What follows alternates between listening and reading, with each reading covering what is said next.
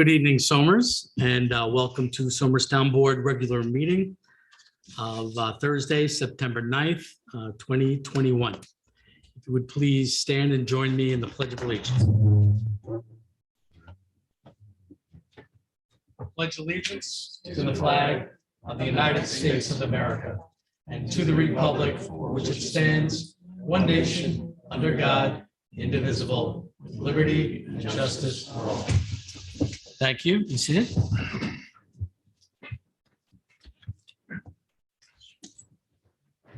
Okay, a little housekeeping tonight. So there has been a change in our opens meeting law, and I'd like to call upon our town attorney to give us an overview of what the implications of that are. Well, the new governor reinstituted the possibility of board meetings occurring by Zoom or by remote, one of the services being Zoom, and all the previous rules would apply that we were used to for what, a year or more.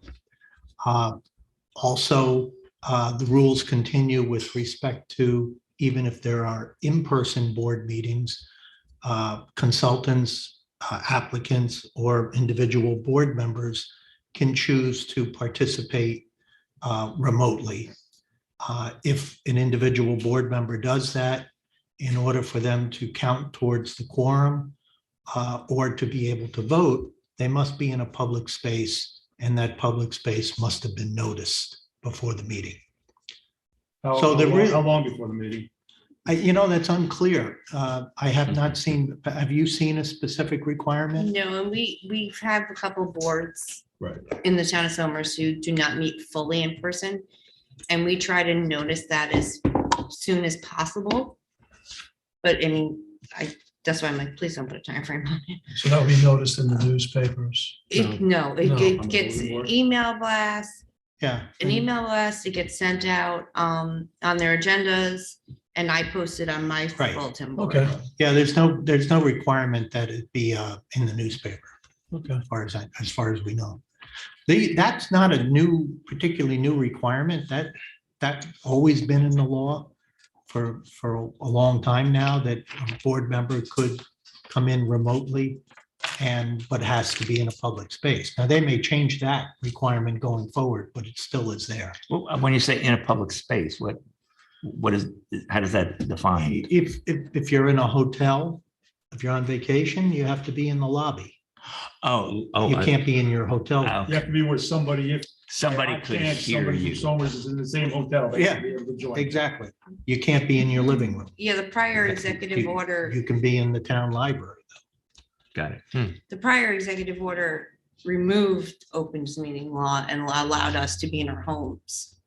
Right. Which now we have to follow open meetings law and be in public.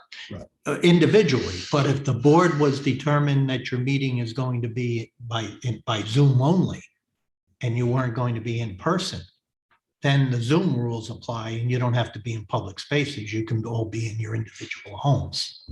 So it's all or nothing. Yeah, let's hope it doesn't get back to that. Yeah, for instance, I think one of the boards, a couple of the members go to an open public room in the Heritage Hills Center. Uh-huh. And So- also our map room is available. Map room people, yeah, so you just have to be able to have somebody go in and sit with you if they wanted to. Okay. Okay, so tonight is a hybrid meeting, which means we're here in person as a board.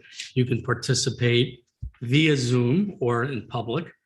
And if you are to use the Zoom, use the raise hand feature on your computer. It's under the reaction button on your bottom right hand side of your screen. So we welcome all participation, whether it be Zoom or in person. Okay, Patty, roll call. Councilman William G. Faulkner. Here. Councilman Richard G. Clinton. Here. Councilman Anthony J. Sirico. Here, Councilman Thomas A. Garrity Jr. Here. Supervisor Rick Morrissey. Present. Okay, I'd like to make a motion to open public hearing on a proposed law to rescind Chapter A 172 entitled Amawalk Heights Water District of the Code of the Town of Somers and enact a new Chapter A 172 entitled Somers Consolidated Water District Number 1. Second. All in favor? Aye. Aye. So moved. Publishing and posting? That was published in the Somers Record and on the Town Clerk's Bulletin Board on August 26th. Thank you. Okay, just a quick recap.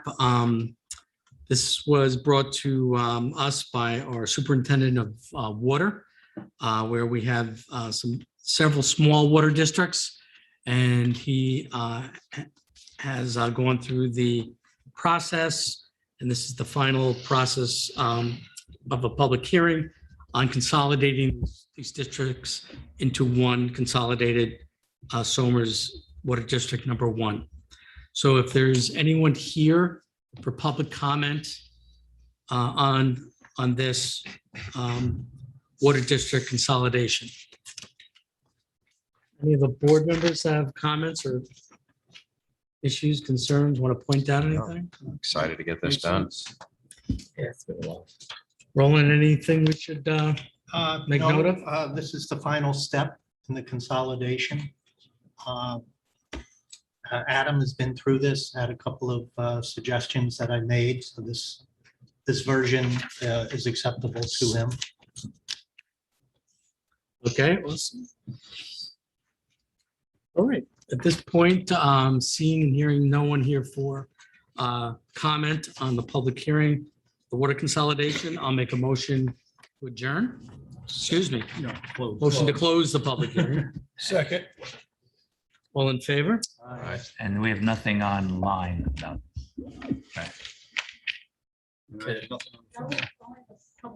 Right, you're next. You're Yeah. next. You're up next. We're still in a public hearing.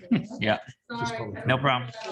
Okay, so we have a second and all in favor of closing the public hearing? Aye. Aye, Aye. so moved.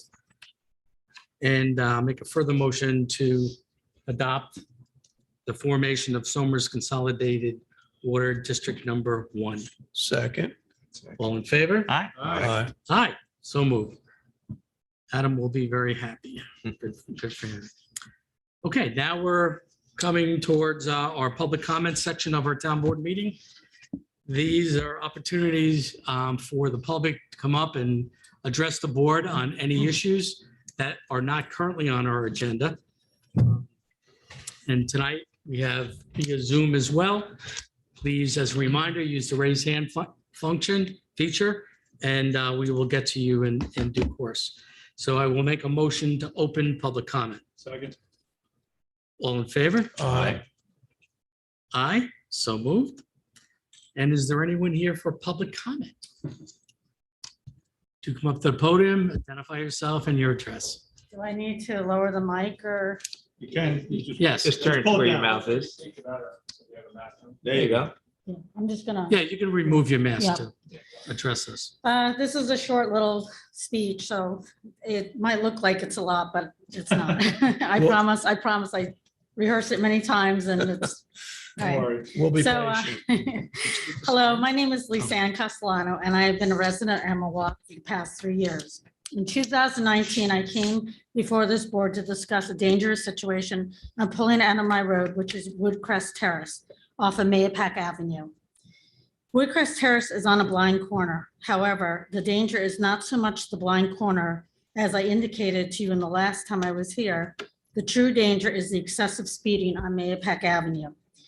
Because drivers are going approximately 60 miles an hour versus the posted 30 miles per hour speed limit, it doesn't give me enough time to safely pull out of my road regardless of if I'm making a left or a right turn onto Mayapack Avenue. When I leave my home, I think, will this be the day that I get hit or seriously injured or killed? When my husband leaves for work in the morning, I wait 30 seconds after he leaves the driver, listening to make sure that I don't hear a car crash. When I leave my home, I pull all the way to the right side of Woodcrest Terrace. I turn off my radio, turn off my AC or heat, pull and put down my all 4 windows and and try to listen to see if I can hear a car coming. Yet doing that I am still not confident that I won't be broadsided. I tell anyone who visits us to do the same because of the fear that they will be hit. I started talking to my neighbors and I realized that we all feel the same way and have this concern.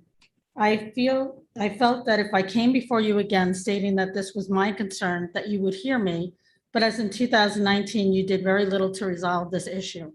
I started this petition, which has been signed by all the residents that live on Woodcrest Terrace. I also started an online petition for anyone who lived on Mayapack or uses this road. So far, I have 41 signatures, which I would like to email. I don't have it printed out. I just have something to a link that I can give you tonight.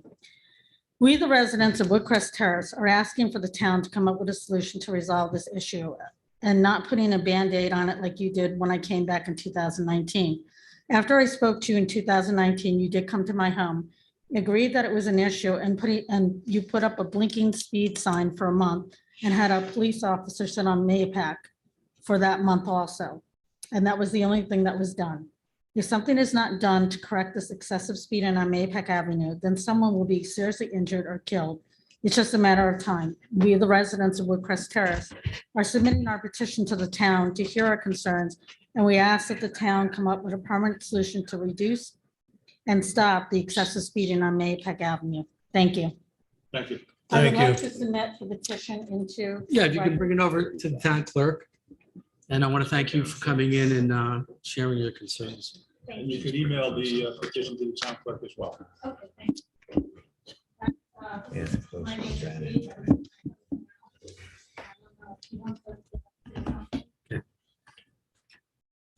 Good evening. I'm a 33-year resident of Somers. Name, please. The the speeding on Mayapack Yes, Avenue. sir, just give us your name and address, I'm sorry? your name and address. Steve Woodchuck, Woodcrest Terrace. Okay, thank you. The speeding in the last couple of years has just gotten completely out of control. I know in the past, we've had a police presence on Mayapack Avenue. I think it's deterred the speeding quite a bit. However, in the last year and a half or so, doesn't seem to be any speed enforcement whatsoever. This evening, I noticed you put up a speed control device heading southbound on Mayapack Avenue. I stayed there for a few minutes. The first car that came by was doing 58 miles an hour in a 30. Not so much a problem southbound on Mayapack Avenue, but coming up the hill from 35, I'm a fairly good judge of speed. 55 to 60 mile an hour is common every day. So what you do is, as Lee pointed out, you roll down your windows, you turn your radio off, you turn your air conditioner, your heater off, and you listen, which I do every day for the last 30 years. The other morning going to work, I did just that. My neighbor's putting in a new floor. He's using his skill saw. Person across the street's having his lawn cut. Couldn't hear. Look both ways again, start pulling out. Fortunately, the person coming up the hill doing over 50 miles an hour jammed their brakes on enough so that it didn't cut my truck in half. We need to do something before there's a serious accident here. I'm shocked in the last 30 years there hasn't been, to be honest with you. Close, but we need to do something. Thank you. Thank you. Sir, did I hear you right that they go faster going up the hill Up the from hill. 35, not down the hill? Up the hill. Makes no sense. Huh, okay. Faster up the hill. Yeah, just want to make sure I got it right. If BOCES is in session, when they get out, over 60. Up the hill. If I could just really add quick, I know we're taking too much time, No, but you're good. if I could add quick that it is also going down, but we're more likely to get hit with Coming up people the hill on flying the up. We right-hand have a side. little more, see to the left. yeah, we have a Okay, little you're bit more of a, I could see and I could get down and. Makes sense. There's a crest that you can't. Yeah, I got you. I came and visited you that time. I mean, you can't make a left out of that. Yeah. You can't, right? I Yeah, mean, you can, I you mean. make a right and you I'm just, on a motorcycle, and I hit her off, I make the right now. He actually had a woman flip him off one day. And I almost had, when we first moved in, I didn't realize how dangerous it was. I pulled out and this guy jerked the wheel he was speeding, he jerked the wheel, he slid into Woodcrest Terrace. And he would have, God forbid, if there were children playing at the end of the road, they would have been killed. Yes. Okay, he did that to avoid hitting me. But it's just the speeding, after COVID, I really didn't notice it. When I came here and talked to you in 2019, I think that was in the fall, then COVID hit right Right, after that and right. people weren't going out. But now it's like worse than it was. So, Thank you. Thank you. Thank you. thank you. Anyone else here for public comment? Okay. Yes, sir. On Cityscape, or that'll wait until? Wait, You can wait. Okay. We're getting to that presentation Fair and enough. we will take questions. Okay. Just some observations I've made over the last 8 years of being supervisor here. Mayapack Avenue, Lovell Street, Warren Street have become thoroughfares for all the development in Carmel getting to 684. In the last 8 years, I know for a fact that the Somers Police Department have spent time on all those roads, pulling people over. Unfortunately, 50% of those people are residents, which is astounding to me. They're able to get out on the road, cutting out of their street, so they don't care. But this is a tremendous problem. You're not the only folks that have been in front of us. We had a public hearing. Someone wanted a stop sign placed on a road. So we had a public hearing, and more people didn't want a stop sign than wanted the stop sign. And the one person, they've had a hard time pulling out of their driveway. We were able to, they put a mirror so they could at least see the direction that they had a blind spot in. Warren Street. On Warren Street. Now look, that's a solution for an individual. What's the solution for outright speeding in the town of Somers? It's our police department, our state police department. Chief Linkletter's with us tonight. Chief, you want to make any comments or address the issue? Well, you'd have to come up here.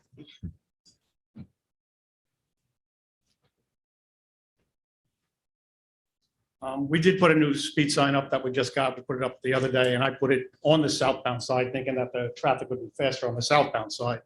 But I'll leave it there for a little while, and I'll move it to the northbound side. And I'm going to assign officers, like I do to the other streets, to focus their attention there, especially during when BOCES gets out. Now that the schools are back, we have a lot more traffic on the road. Everybody seems to be going back to work. It seems to be a little bit more of a frenzy out there. So we will step up our patrol on Mayapack Avenue, Warren Street, Lovell Street, and all the other thoroughfares in town. I seem think to you're right, think- though, with the BOCES, at least we can talk to them, we'll know when they get out. Yeah, And because I know they come right across the street and shoot up that hill because they're going home to Mayapack or somewhere over there. So that's, that, I bet you'd be busy. I mean, maybe we could make some calls into those organizations just to, say, hey, look, notify the people here that are working that they can't be speeding through local areas. They're going to get, yeah. I think for Summons. BOCES, it's the students, it's the students. Well, you could still have the same conversation. Right. You have it, not that they're going to maybe not listen. And with with BOCES also, we sit on the other side of Pines Bridge, because the people Sure. on that side are, they complain about as soon as they come out of the school. Do you think those signs that radar, you think they work? I think they work for a while, but I think if they're permanent, people just see them like every other speed limit sign. If somebody sees it there, they wonder. is there a You police will officer? notice, you'll see them slow down when they see the signs. We have it in front of the schools now, and you can see that the traffic is a lot slower in front of the middle school and SIS when we put that up as compared to when it's not there. But Brian, I agree with you. What's going to happen is you're going to go out there, you're going to write some tickets, and then at BOCES, the kids are going to go, geez, I just got a ticket. My parents are screaming at me, and they're going to. Well, we also have the problem with, everyone has weights. So if I have an officer sitting on Mayapack Avenue, when somebody goes out, they're telling the kids to go down 118. It's, technology is great, and it's also a burden for us. Chief, you have any or have you had any reports or experience with other police departments? Someplace in Westchester, they have cameras. Yes. And I know I have to go through the state and all that. Right. Any experience or any observations that for the places that do have cameras and send out tickets? That I couldn't answer. I've not followed up on any of that. But no- There's nothing in West, I don't believe any of the counties up north in Westchester have. No, I don't think in North, I think Yonkers- down- New York City's I probably. think White Plains New York, does. I think Yonkers and White Plains might have it. Yes. White But, Plains. You talking about the red light cams? I think it's there are speed cameras. There are speed cams. Yeah. I mean, I've seen them down south outside park areas. They put it. you know. Again, another thing Waze tells you. Yeah, They tell you if it's a red light cam. right. Really? Yeah, Yeah. right on there. Jeez. Yeah, I mean, So- and to your concern also, I've had a conversation with our town consulting engineer on traffic. And I said, are there any engineering type things that we can initiate that would slow people down? There's striping. We talked about that for Lovell Street, but Lovell Street is so narrow to begin with. It doesn't make sense doing it there. Yeah, we talked about it for Brick Hill. Brick Hill. also. Brick Hill, yeah, Brick Hill was the other one. Talk about it. But when you do those type of calming situations, you can actually create accidents. People always come to me, why don't you put a speed bump in there? You hit a speed bump at accelerated rate of speed, they'll be in your yard. There go our tax dollars fighting that lawsuit. Right. So maybe we explore what speed cameras. I mean, we have to do something. People are testifying to the fact that they see it every day. I see it every day on my road. No doubt. Well, maybe a marketing campaign, sort of just to get out there. Maybe maybe you start with, one of the calls from the supervisor to say, hey, look, we're getting into the school year starting and, speeding is an issue. You have to slow down. We're going to be out there. Just remind people, have the conversation every could time. do we that. Yeah. That We can hand assumes out that- more, that assumes I that can have my they're office from hand Somers. out flyers. That's true. That's That- That assumes that they're from Somers, and that also assumes that the kids are gonna listen, which, I wasn't a teacher for 30 years like Rich No, I was, get but I'm pretty sure that in one out the other. I think them having to pay a hefty fine for a speeding ticket is something that gets through to them. So Oh, yeah. Roland, can we look into, because frankly, I'm at a loss what to respond to how do we slow speeders down other than, police presence, the speed signs, but a speed cam that takes a picture of you speeding and you get sent a ticket. We certainly can look into it. I'm not aware of towns, I'm not sure that towns have the same authority as cities Right. in that area. I'm just not aware of a town having it, Right, and Somers can be the first. if it's authorized, yeah. Right. You're not going to get high speeds in cities. You can get excess speed, 68 miles an hour, 70 miles an hour. We did studies on Lovell and Warren and got speeds of 78 miles an hour. So we know it's happening. We know it's horrendous. I do know those speed cameras work, because if you ever go drive down on Gun Hill Road in the Bronx, it's 25 miles an hour, and there are cameras every other, and people just crawl along there. They avoid that road. So it is, if it is Yeah, so, available, that's a good option. If we get permission to do that, we could put them up in town. Some of them could be dummies. Some of them could be live action. And once people start getting tickets mailed to their house, you guys can do so much. It's true. Yeah. We try. But, if I invite you to stop by the townhouse on a Wednesday night and look at the line of people that are here with traffic tickets. So it's not like, we're ignoring the issue. We're doing what we can with the constraints that we have. Question for the folks who live there. How's the line of sight coming out of that Oh, it's terrible. road? Is it blocked by any trees, shrubbery, landscape, and anything like that? You guys come and get up to the mic. It's across. I went there. So short of flattening the hill, So when you're pulling out of Woodcrest Terrace right? to go south, you're looking, it's uphill and there's a crest, and you can't, You just can't see by the through time the hills. cars are coming up doing 60, they hit that crest, and it's just a short. Yeah. couple hundred So feet. it's not a before matter we're of done. trees, bushes. I think that's the No, councilman's no. intent there. And there's a Nothing couple like of that. streets It's not there that gonna have the work. same issue going up that. Exactly. Yeah, To the right, the southbound lane, you can see, so you can, when Yeah. you can make the right, but making the left is a big issue. On probably 2 or 3 of the roads there. Exactly. So Yeah. that's, Even Watergate to a degree. Elijah Purdy Yep. would probably be another one that's, and the one below us on so Lakeview. it sounds like a in good, Lakeview, you can't make the left. You pretty much can't make the left. It's Yep. just, you can't see it. Thank you.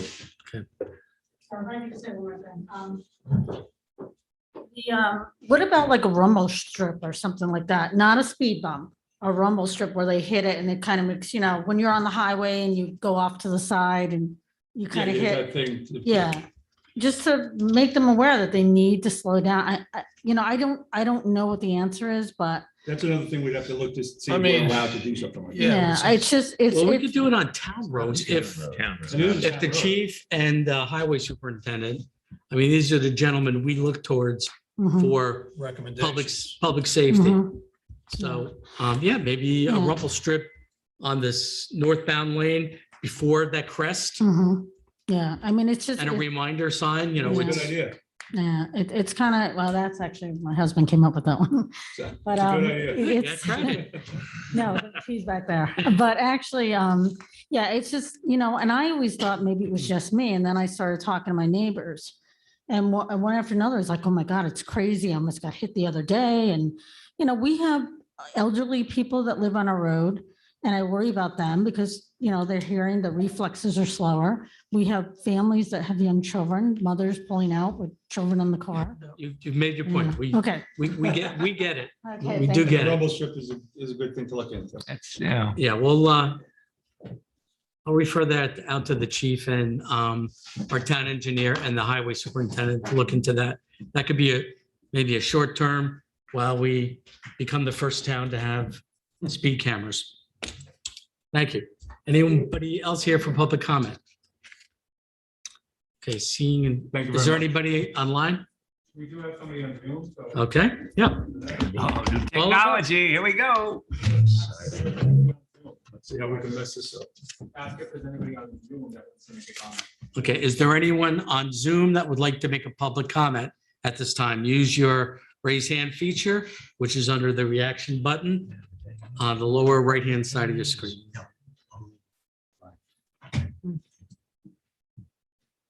Paul, this is very anticlimactic. We've got a few people that are not unmuting now. Okay. Okay, well, you can talk them So through. they don't have questions then? Yeah, They might just be watching. exactly. They might just be watching the meeting on Zoom. Okay, okay, okay. All right. Do any of you want to make a public? We'd love to try this technology. Where are they going to show up? The lower one or the higher one? Anybody willing to Get it. test? There we go. Oh. We don't want to hear from him. Yeah, right. Our town engineer, yes. And I have no comments. I Okay. just wanted to let you We know don't that I'm hear here. you, and We it's- don't hear you, Steve. Hold on, it's not Thank you you. guys very much. Just want to let you know that it's working and Oh, I don't have any no. public comment as a resident. All right. This month we got the picture. Next month, Next month we'll we'll listen work on to sound. you. There he goes. Can you hear me now? Nope, Yes? no, you never sounded better, Steve. Yeah, we might be on our end, so. Yeah, try it again. Tell them to try it again. Yeah. Steve? Can you hear me now? Oh, yeah, there we go. All right, very good. All And I right. know you're not here for public comment. I'm not here for public comment. Just want to let you know it works. Okay, awesome.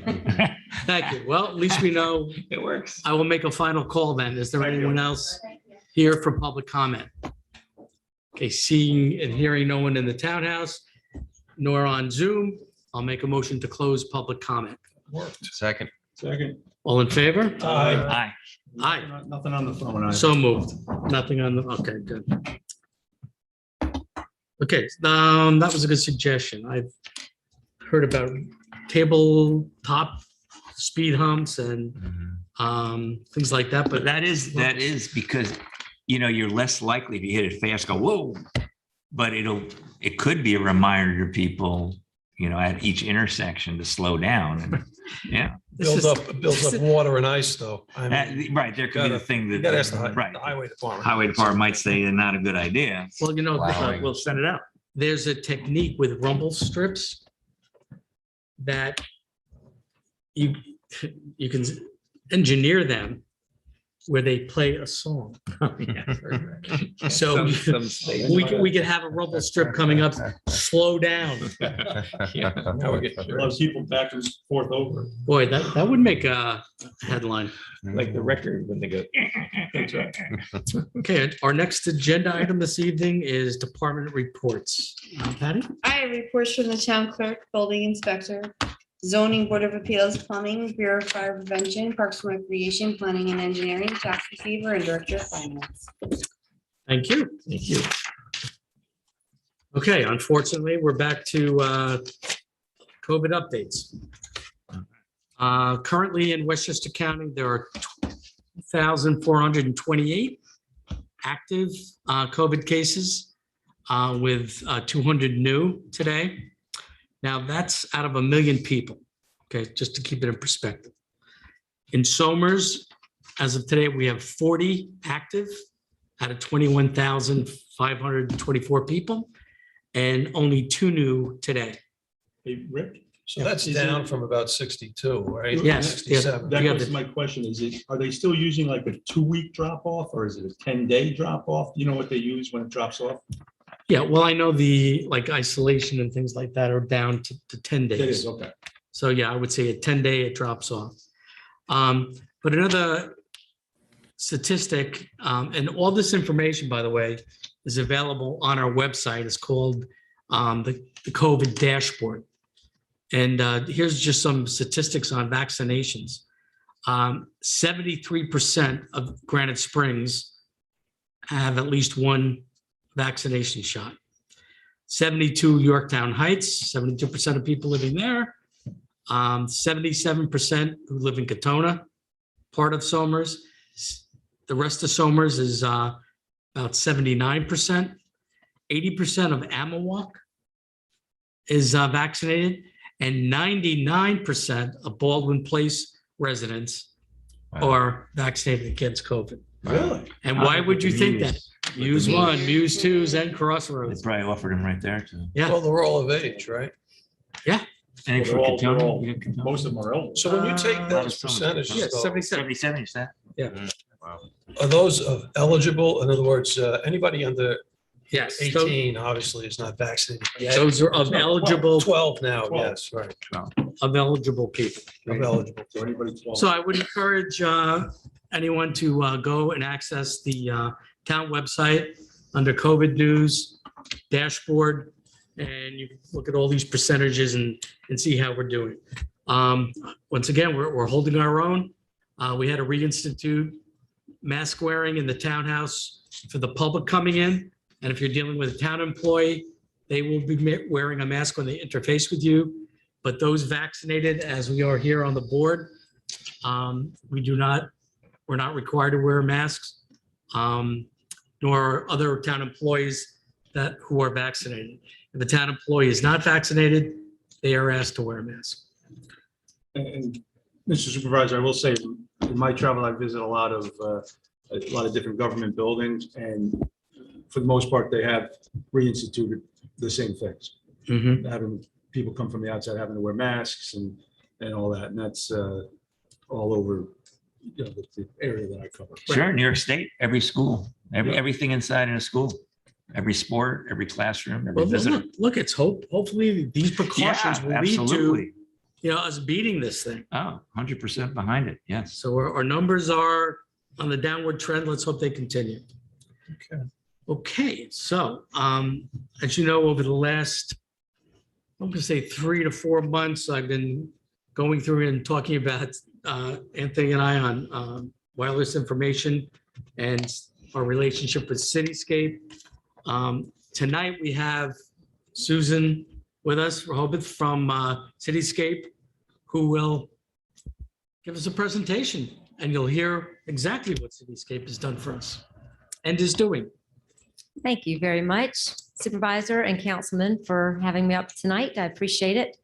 I am going to go ahead and do a screen share so that we can get started on the report. When I met with you last,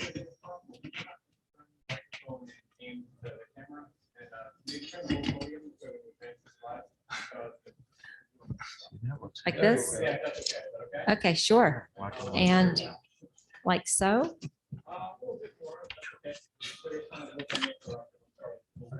Okay. Oh, sure. Oh, I understand now. I understand. The lighting all right, Paul? So All right. how is that? Well, Okay, Perfect. so I won't be looking at my audience here. I'm looking at the audience there. Yep. We're gonna Okay. be watching the screen anyway. Okay, I've got it. Thank you very much. So when I met with you all last, I was giving you some information, preliminary information about our project. And this is an update. And since I was last here, we have moved into the engineering mapping component of the wireless master plan.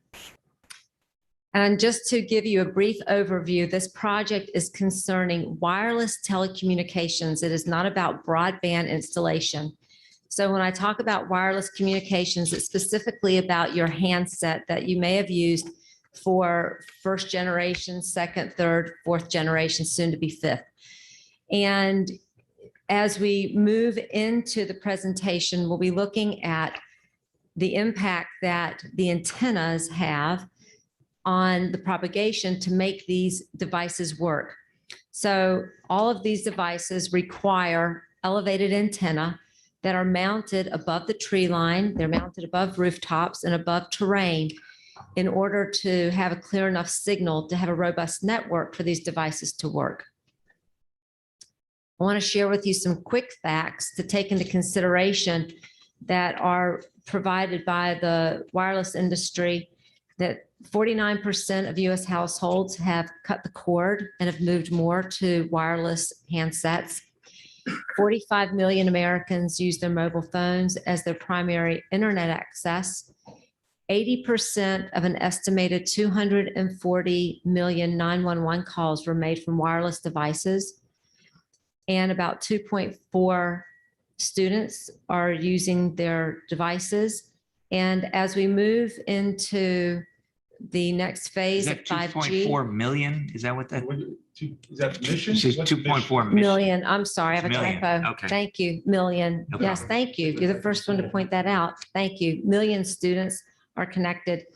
And as you look at some of those numbers down at the bottom, you have about 76% of travelers say they use their mobile device as an access to directions.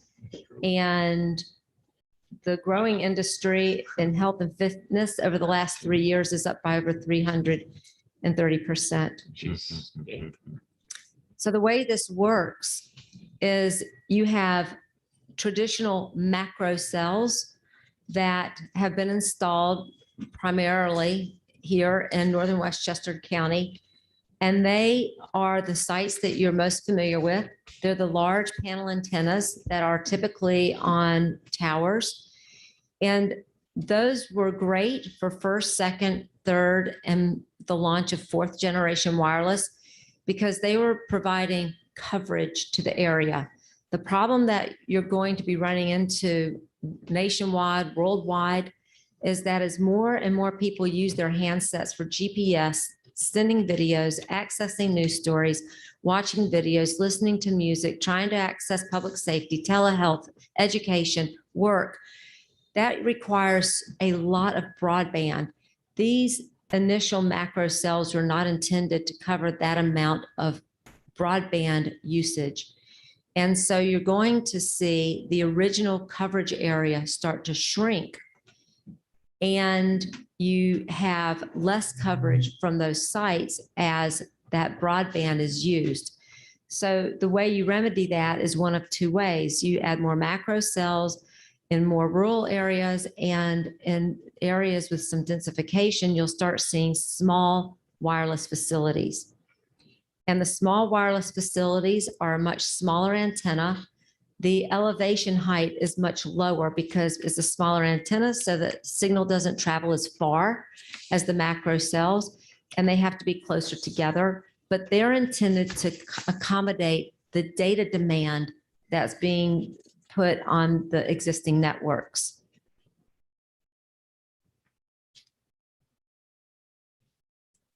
So to give you examples of what your sites look like, these are macro cell facilities. They can be non-concealed, semi-concealed, concealed. If they're on a tower, then they're considered a tower mount. So for example, M2 is a semi-concealed facility because they've got some painting on that tower so that the tower blends in aesthetically to the ground That's a reach. as it, well, we consider that semi-concealed. And then your site here in Somers, S9, we consider a concealed facility. It's one of your faux trees. And the antenna isn't as obvious as it is on the M2 site. Now, when the macro cell or small wireless facilities go on a structure that is not a tower built for the sole purpose of holding that infrastructure, that is now called a base station. South side. So for example, when the antenna go on a rooftop, that's considered a base station antenna. So you have this site, S11, that has the antenna on the rooftop. We call that a base station. And that's non-concealed. And then you have an example in Yorktown of a concealed base station where this faux steeple, thank you, was built for the purpose of having the antenna. And then these faux panels right here is where is hiding the antennas.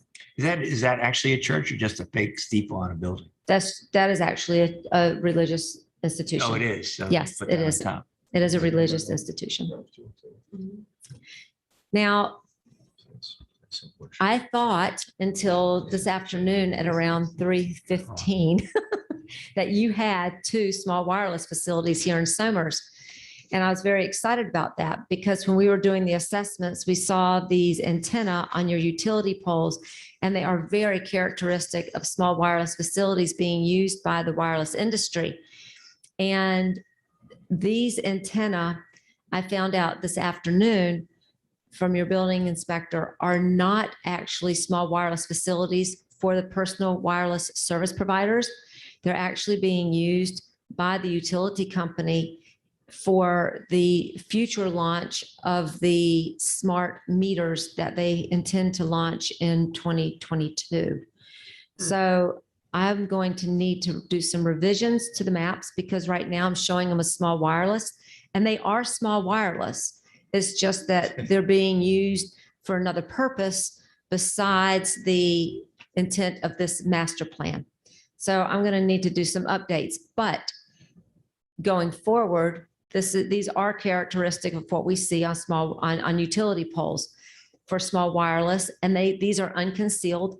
And then on the far right, that is an example of a concealed small wireless facility because you don't see the antenna.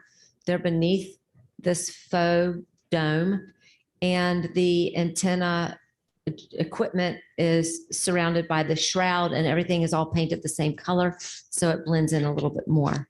So when I'm talking about macro cells and small wireless facilities, this is what I'm referring to. So I'm going to move into the mapping. Susan, Yes. can I ask you a question? With the small wireless facilities, is there a height requirement? I mean, do they have to be at certain elevation? Well, all of the macro cells need to be above the ambient tree height. They Okay, need to be above the roof lines. They need to be above the terrain. And so as far as how much above that, it depends basically on local codes, on how much higher you want them to go. but how about the small wireless? The small wireless facilities, the maximum height that they can be is generally around 50 feet, or they no longer meet the definition that the federal government has in place for a small wireless facility. So those are much shorter. So just as an approximation, you gave the criteria for when these newer ones will go in. But are we talking about generally 200 feet as opposed to 50 or 100 feet or 300 Your feet? macro cells are, well, we prepared an inventory of your sites, and that has been sent to you, and you can make that available to the residents. And inside of the inventory, We show images of all of the sites and we give their heights. And I'm going to scroll through here real quick and just look, because I don't know that information off the top of my head. Okay. So it appears as though most of your sites are under 120, most of your macro cells are under 120 feet All right, well, or that gives us- 140 feet. Your tallest one appears to be on Route 100 at 140, Route 35 at 130, and the other ones are all generally under 100 feet. yeah, it gives us an approximation for gives you an someone to idea. visualize. it. Mhm. And this would theoretically eliminate all the dead spots, because we have a lot of dead spots around here. You do, and I'm going to get to that Good. here in just a moment. So the Northern Westchester County project that we've embarked includes 7 communities as listed here on the slide. And it also shows overall where the sites are throughout the study area. So wherever you see a dot, that represents an existing wireless service facility. But I'm going to focus on Somers. And in your study area, you have 25 sites. You have 11 facilities in your zoning jurisdiction. The remaining difference are in a 1 mile perimeter around the zoning jurisdiction. We include those because they have an impact on the propagation pattern. And if we were to eliminate those from the study area, it would show an incorrect coverage area around the boundary of your community. So you looked at Putnam County. up So in the we north, did, yes. we looked at Yorktown and Bedford, Lewisboro, North Salem, and then the community Putnam to the north, which is not part of the study area. So it has an Right. O for outside the study area. Right, those two on the very top. That is correct. That's They're, Carmel. so they are included as well. Just a question, on all these sites, are they designed to work in an integrated fashion They are supposed to, yes. and take into account, undulating terrain and line of sight and all that type? To the best of the engineering ability, yes, Okay, by service provider. by service provider. Mhm. So a different service provider can have a different experience. That is exactly right. Yes. So of those facilities, of the 25 facilities that I just mentioned, which are a combination of, I'm going to go back to that. I'm sorry. It's a combination of towers and base stations, but predominantly you have more towers than you have base stations. And of those 25 sites, all but one of them are used for personal wireless service facilities, which is actually pretty extraordinary because we usually have far more towers and base stations that are used for other purposes. This is showing you how your sites are used. You do have some that are a combination of public safety and macro cells, meaning that the tower has both public safety equipment on it and a personal wireless service facility. But most of these are just towers and base stations used for personal wireless. The next thing we want to do is look at the location and whether or not you are using primarily private property for the infrastructure. You do have 2 on public property, and you do have the 2 in the right of way, which are the 2 small wireless facilities that I showed you earlier. You don't have any in your utility easements. Now we want to look at design type, and most of your sites are non-concealed. You do have 4 existing concealed sites in Somers, and you have 3 in the 1 mile perimeter. But the study area itself is mostly non-concealed. And that's sort of a recap on what I presented to you last time that we met. And this time I'm going to now take that information and use it to share with you our simulated propagation coverage maps. So what we do is we take these antenna locations, We use a generic antenna and propagation pattern that could be used by any of the wireless service providers. And we take into consideration the terrain, the ambient tree height, clutter in terms of types of trees, because believe it or not, whether they're deciduous or non-deciduous has an impact on how the antenna or the signal is absorbed. It takes into consideration climate, takes into consideration types of buildings, and then we build that into our simulated maps. And the maps are based on a single provider. We're assuming that the same service provider is on every site.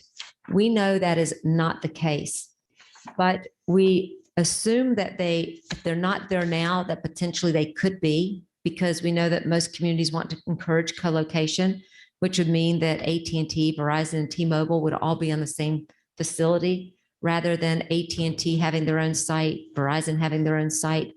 So you want to encourage co-location. And we use a color gradient from yellow to none to demonstrate types of coverage. Can I ask you a question about that? Yes. So obviously you do want to co-locate so you don't have these things all over the place. Who someone puts in the first and the other guys sort of jump on? Or is this somehow a public utility under the new Infrastructure Act from Congress? We're going to do this. We're going to put them up and all these guys can get on. That's a great question. These are privately owned facilities. And when they first launched their networks, each service provider pretty much owned their own tower.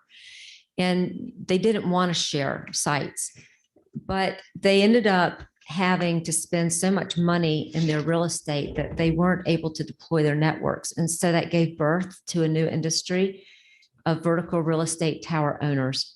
And so you have American Tower and Crown Castle and Homeland Towers.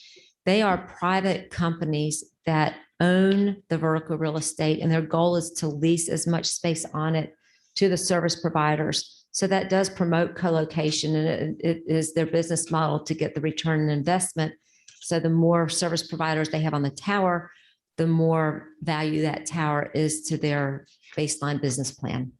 Yeah, this has nothing to do with what you're talking about, but a big issue here in town is cable TV and internet access, and companies that we don't think serve well. And I think that's the weakness of that model, because they said, well, we can't come in. We got to lay all new wire and everything like that. And I just don't quite understand why there's not a way so you as a consumer could compete for the services like we would with these towers, these co-location, which company, Verizon, AT&T. There's got to be a way to do that with these other things that you have nothing to do with. So That's all right. That's okay. You're brainstorming. That's great. Just take it out. That's great.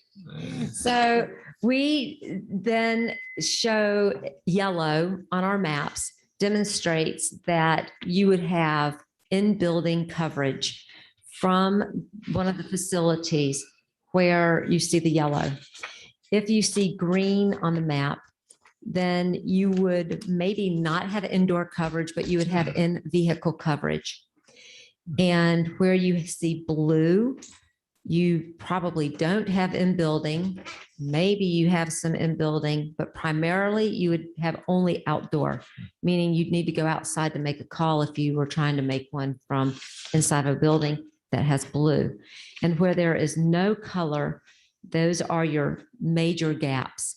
We are not trying to pinpoint by house or street who has what color. What we're wanting to look at on these maps is really where is there no coloration, or where is there blue and purple and maybe deep green, because those are the gaps that we know exist because there's not enough infrastructure in that area to provide any type of coverage at all. So Susan, the viewers looking at this and trying to see where Somers is. Right. I'm going to zoom in. I'm showing you the at large picture because this is the overview of the entire project. And S was us, right? The S number, S for the number is the Somers Towers. That is correct. All right. So So the large image, you see pretty much more infrastructure along the northern part of the study area. And that's pretty much because that's where most of the population is.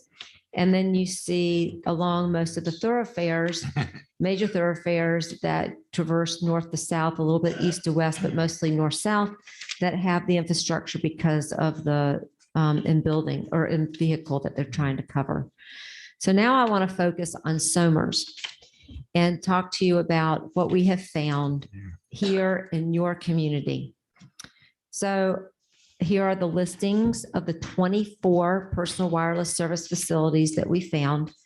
Keep in mind, I need to remove the 2 small wireless that we showed. So you're going to have a little bit of a change in pattern around S4 and S5 because they're not being used for personal wireless services. Or excuse me, there are 22 sites, not 24. 2 of them are inquiries and one is proposed, right. So of the 24, 22 are inquiries. And so you have 22 in your study area for these maps. And what we have found is that you have some pretty significant gap areas. Most of them, as I'm showing now, are following ridge lines. So the upper elevations on these ridge lines have coverage, but where the ridge lines dip towards a valley or a lower elevation, you end up having a large swath of area that's not covered, specifically like along here and down through here, over in here. And the topography between S1 and S2, between site S2 and S3, and S2 to S9 is such that you're having these gaps. But you also have a problem in that there's too great of a distance from S2 down to S9 or S2 to Y10, S2 to Y3. It's too far of a distance to have these sites have an adequate handoff. So you have a gap in this area. You keep pointing over there. You mean Y? That's Y. I'm sorry. Yeah, okay. You're right. It is Y. I'm sorry. Y2. To these sites, you have the distance is too great, and so you have the problem is complicated by the fact that you have topo and a lack of facilities, and then you have the southeast corner is lacking facilities, and there is no handoff basically from S9 to 07 because there's nothing in here to hand off to. You do have a number of sites in your buffer, like Y2, Y10, the sites in North Salem, Lewisboro, that are handing off to sites inside of your jurisdiction, 010. So it is helping to provide coverage around your perimeter. The next thing we want to do is do a comparison between your existing sites and potential sites. And there's only one potential site that could possibly be added to your inventory of potential sites. And it's not going to have much bearing. So the only site that's not turned on is this B1 in Bedford. That's actually a public safety site. And one, even if we were to turn it on, you can tell by the comparison, there is no impact. It's right here on the 1 mile perimeter. It would have no impact in Somers. And 2, the likelihood of having a personal wireless facility go on that particular public safety site in Bedford is next to none. So it really has no impact. So when you say potential site, you mean a site that is That Oh, the doesn't have personal construction. wireless service facilities on it yet. Yeah, but it's a structure. You have 25 sites, 24 of them are tagged for personal wireless. And so if we were to tag all of them, that just includes the addition of one more site, and that additional site doesn't have much bearing. So for that reason, I'm not using your potential map. I'm going to just stick with your existing map for more analysis. So Yes. Susan, can we presuppose then that when a year from now, 2 years from now, when these wireless facility providers come in, they're going to be taking maps like this and looking for areas that require coverage? I think it's sort of the other way around. I think this is showing you where you can expect future sites to need to go, and you can be proactive in planning for them in the future because they're going to need to go there to plan. I don't think they're going to take our maps and build a business No, plan no, from no, our I didn't map. mean, I didn't mean your maps. Oh, but right. They're going to study the areas where the blanks are. Absolutely. And that's why we want to plan Yes. for them Yes. and give them a master plan coming Yes. in. Okay. Yes. Is that the major job in front of us, is drafting local legislation, so to speak, that will determine where we want those towers and the conditions under which we want them built? I think Is you that- is that can the job? use these maps for that purpose. Yes. That's going to Yes. be our task going forward as a Yes. result of the work that you've done. Yes. That's a great, this is a great launching pad for you to do that when we're done. So I've talked about coverage, but I've also mentioned the need for more capacity. And so what we want to do now is look at how the network is affected by capacity. So we do this by starting off by looking at where your largest subscriber bases might be. And in looking at the study area, we have a series of maps where we look at the census blocks and the number of people per square mile. That helps us to start to look at areas that would have capacity issues. And the areas in yellow are less populated areas. You have 0 to 500 people per square mile in those areas. As you transition to these darker areas, you get into between 3 and 10,000 people per square mile.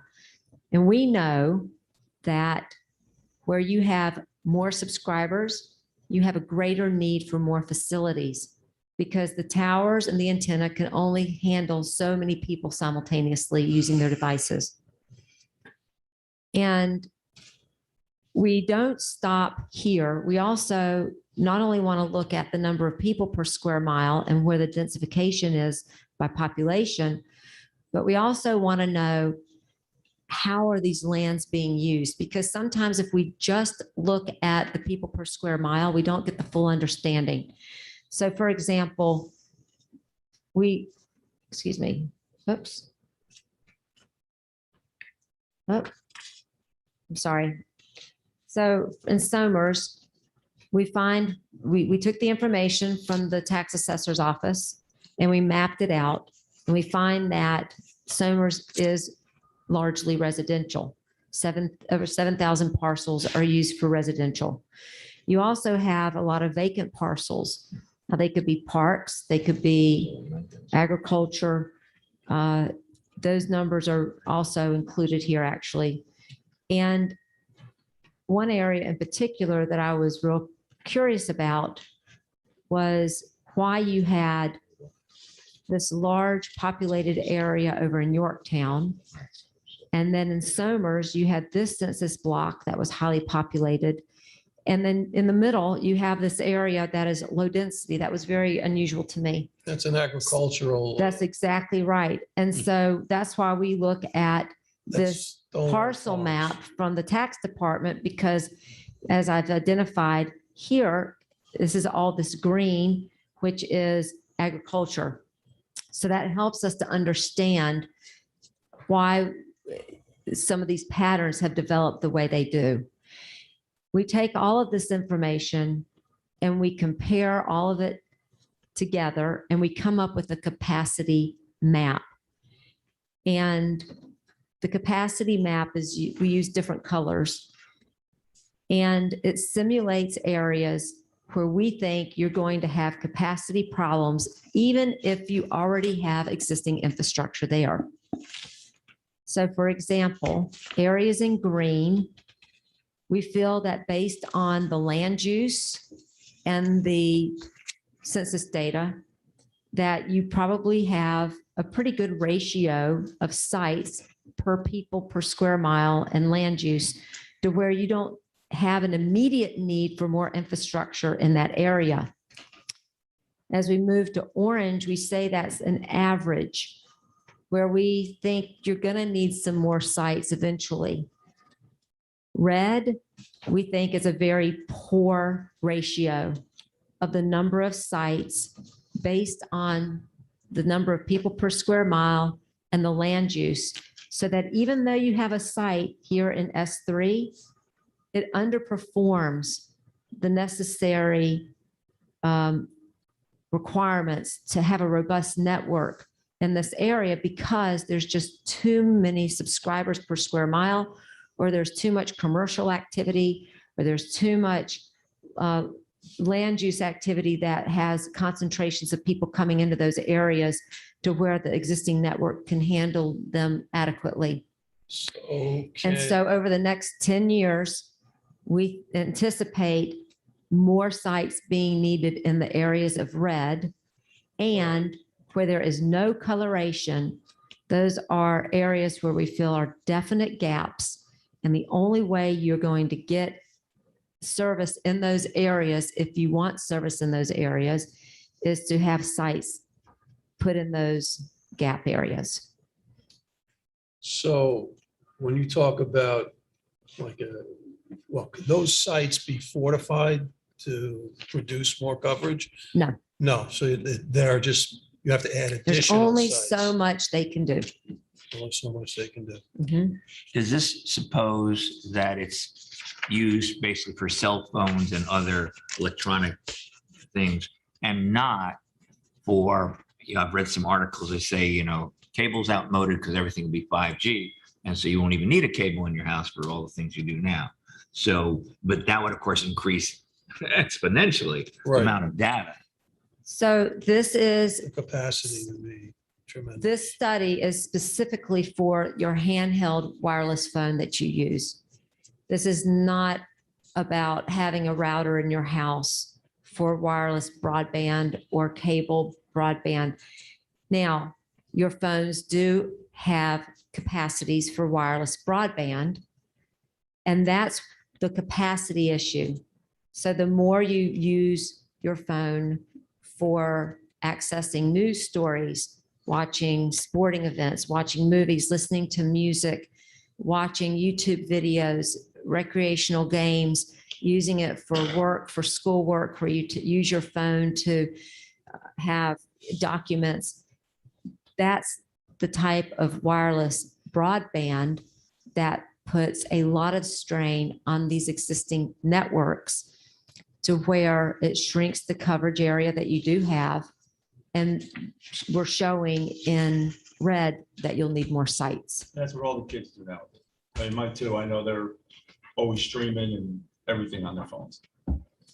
And a lot of adults too. Yeah, a lot of adults. So, so in the future, you'll We're have, all kind of young at heart, aren't we? well, you'll have TVs that are 5G enabled, I am sure, at some point. I would Perhaps. guess.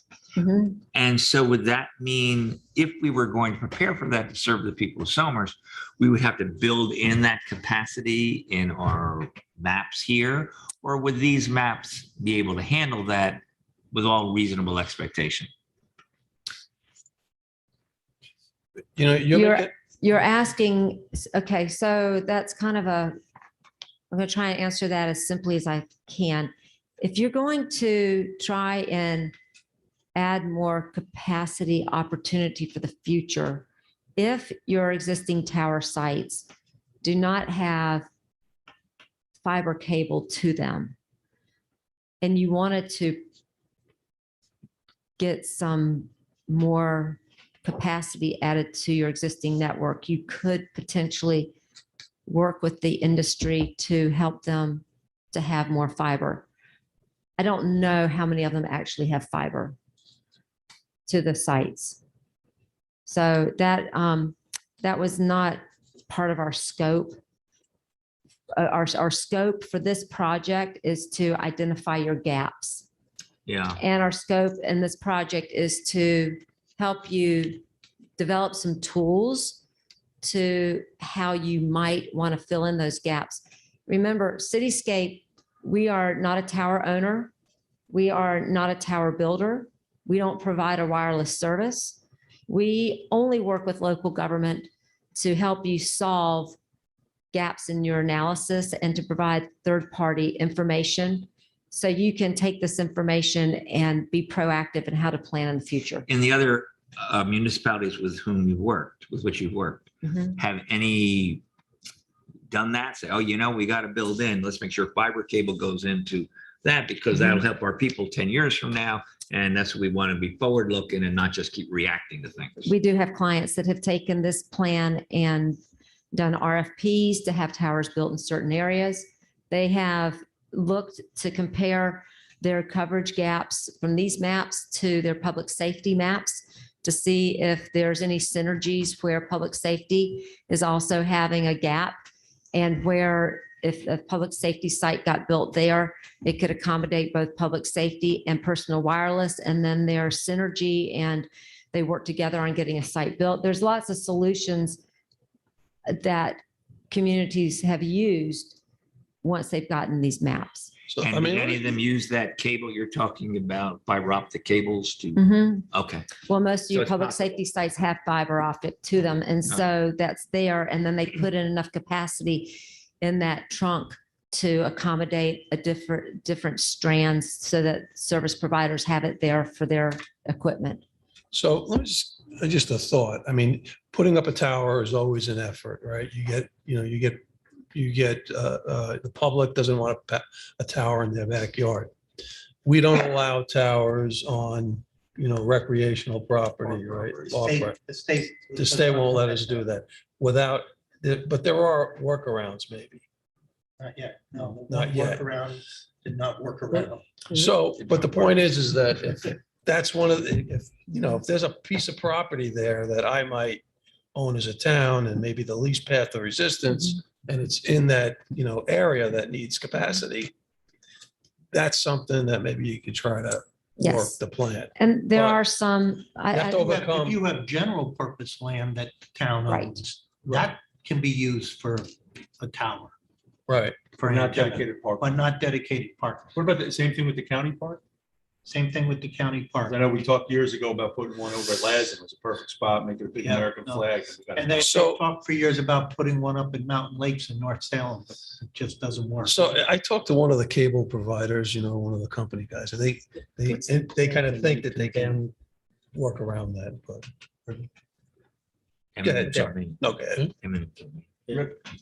Okay. No, I'm finished. I'm finished. Yeah. Okay, so really at this point, I mean, we're at this point in history really of telecommunications where we've always been reactive. So Homeland Towers to come in here and say, we want to put a tower here. Right. And we say, we don't want you to put it there. They go around and they come back and we're going to put it here. Ultimately, the only say we have is what it looks like. It's going to be painted. It's going to be one of those towers that are encapsulated. It's going to look like a flagpole. But participating in this study, gives us a map, and we could be proactive. It was interesting. You said we could put out an RFP saying, here's a coverage area that we want the industry to look at, and who wants to come in and. Well, that was for public property use. So like if you had a general purpose property that fell within one of these areas, then you could do that. But we have developed a tool that that we want to share with you, and that is a community poll. And this is ready to launch whenever you are. And we invite you to have your citizenry participate in this. And basically, it helps get everyone thinking about how you might address some of these coverage gaps. Mhm. And I'm going to jump to the poll. And it starts out just asking some general questions. Do you live in the town? Do you work in the town? How do you use your personal wireless service or how do you use your personal wireless device? Do you not own one? So there's one in there if you don't own one. We ask you to rate the quality of your service. Who's your provider?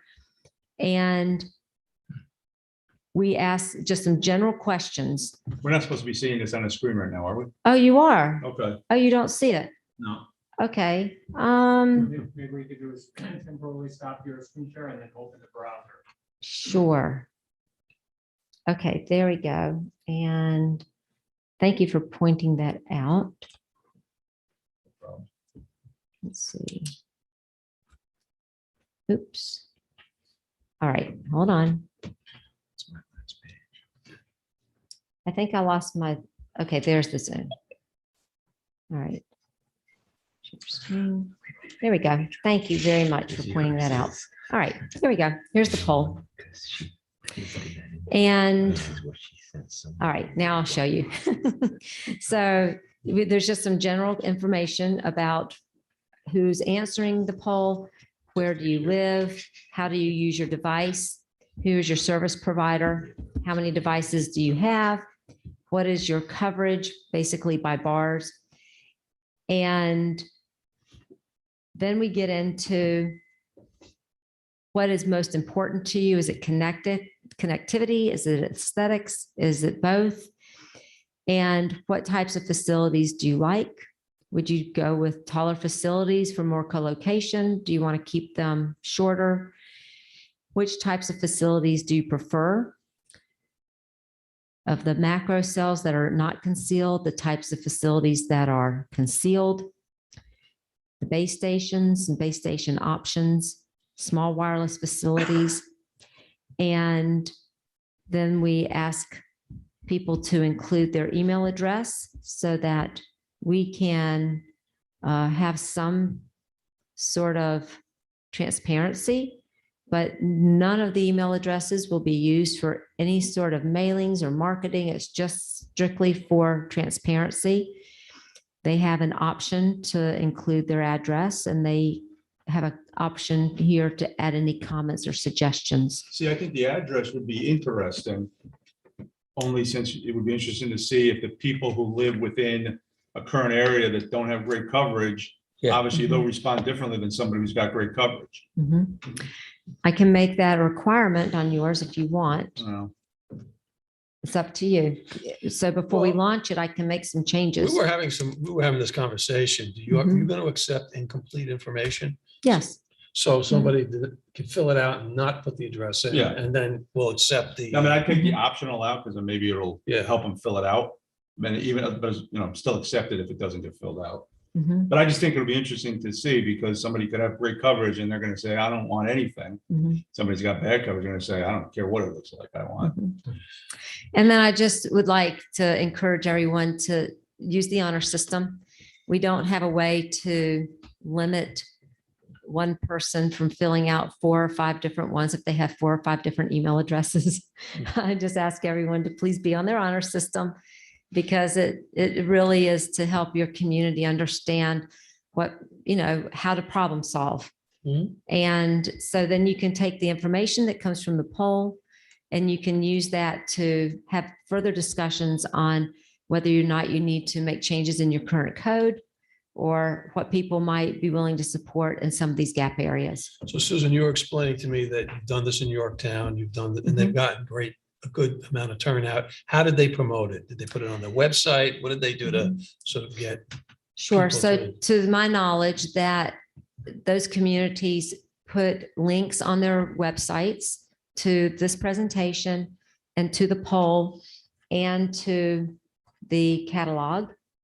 And they also included an invite to participate through supervisor's letter that goes out, and whatever other mediums you have to, if you have a Facebook page for the community, or, just adding the links to your existing social medias for people who use social media to access, but including, it in the letters that go out to your communities. Pound Ridge put it in their newspaper, advertised to go to the website and the newspaper. Okay. Excellent.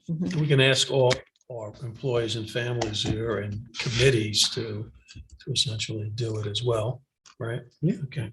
Have there been any surprising results from that so far? Well, Lewisboro's just closed at midnight on Tuesday, as did Yorktown's, and I haven't called through the data yet.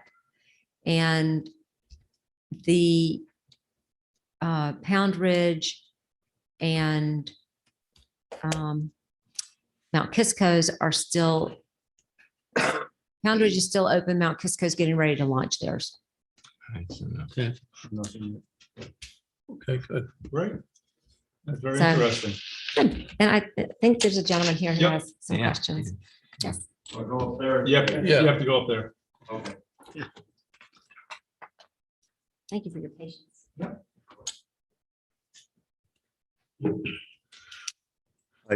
Joe Pizzamenti, 95 Warren Street. I did that right. You did that Okay. right. So just some questions, and I guess I'll direct them to Susan for now. If there's, you had this pulled up on the map before, if there's an area that's identified and the town goes through a planning process and says, for example, we identified this style, small tower or small wireless facility that we want to put in this area, and there's no fiber infrastructure there to support it. And also with the understanding that Verizon doesn't seem to be expanding their fiber network up here. Neither does Altice. Maybe their repair response has gotten better, but they're not in active build out mode. So if that's a situation, how do you provide better wireless infrastructure if there's no fiber to support it? Oh, I think you left your phone up here. Okay. Just for your information, we have the planning board members joined as well, so after a few comments. Sure. Yep. So one of the first things that we like to recommend is as you're building your plan, if you decide to take this, you have some options after you get all this information from us. You can table it and not do anything with it. You can take it and move forward. And in the planning stage, we strongly encourage that you invite in the industry so that they can see your willingness to work with them to bring more sites into the area if that's what you decide to do. I don't know what you're going to decide to do. I'm not going to promote one way or another. This is your community. You decide how you're going to use this information.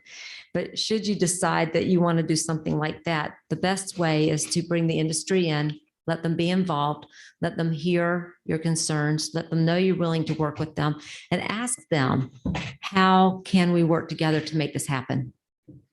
And that's a whole nother conversation, that shows a willingness to work with them. And a lot of times they're receptive. Now, I'm not going to say that in some of your most rural areas, they're going to come right out and say, oh, we'll get right on it and put a site there. They do have to have justification. It is a business plan. And unfortunately, the rural areas are the ones that get the infrastructure last because it doesn't fit their business model the way that they would like for it to do. That's when, if you have a public safety need in that same area where they can work together to accomplish both goals of improving public safety and improving wireless connectivity, that we've seen sites in rural areas get built. Okay, and just to kind of respond to that, you're right. To expand and have more coverage, you need fiber optics in here. A year has not gone by that we haven't reached out to Verizon Oh. and said, you know, they've crept into parts of our town with fiber optics. So anybody that hears that someone has fiber optics, everybody wants it. And I routinely contact Verizon. And over the last 5 years, I've gotten the same response, kind of to your point.